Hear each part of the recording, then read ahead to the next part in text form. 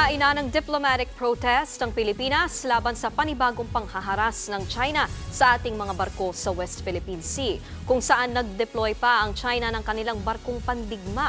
Bukod sa protesta, oras na nga ba para magpadala ng warships ang Pilipinas na tatapat sa mga barko ng China? Nasa frontline ng balitang yan si JC Cosico. Nitong December 4, 10 meters! binomba ng water cannon ng China ang barko na Bureau of Fisheries and Aquatic Resources na BRP Datu Pagbuwaya malapit sa Baho de Masinloc sa West Philippine Sea. Sa drone video, makikita kung gaano kalaki ang China Coast Guard vessel kumpara sa barko ng Pilipinas. Pero di lang nila binomba ng tubig ang BRP Datu Pagbuwaya. Collision! Collision! Binangga pa nila ito.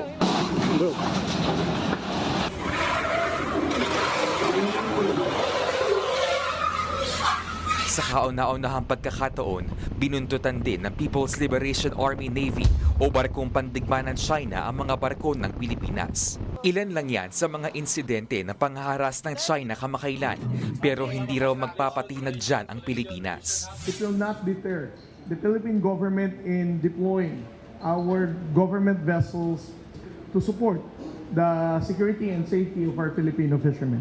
Una nang sinabi ng Chinese government na bahagi na kanilang teritoryo ang Wangyan daw o ang tawag nila sa Baho de Masinloc. Giit nila, ang Pilipinas ang nagtangkang manghimasok sa kanila umanong teritoryo. Pinalaga naman niya ng Philippine Coast Guard.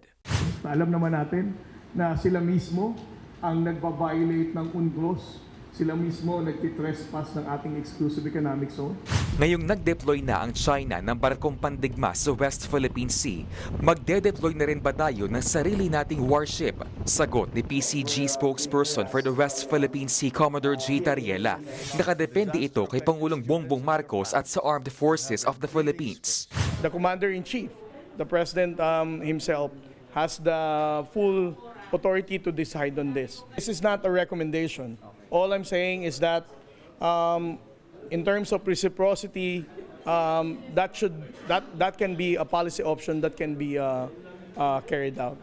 Iginiit din ng opisyal na dapat palakasin ang alyansa sa pagitan ng Pilipinas at iba pang mga bansa kabilang ang Amerika.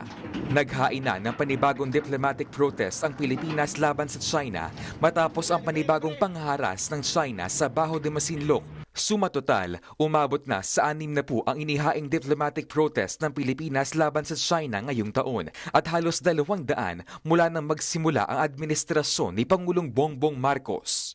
Nagbabalita mula sa Frontline, JC Cosico, News 5. Mga kapatid, Nikki de Guzman po. Iba na ang may alam at may pakialam sa panahon ngayon. Para sa tuloy-tuloy na balitaan sa Frontline kahit weekend, mag-follow at mag-subscribe sa social media pages ng News 5.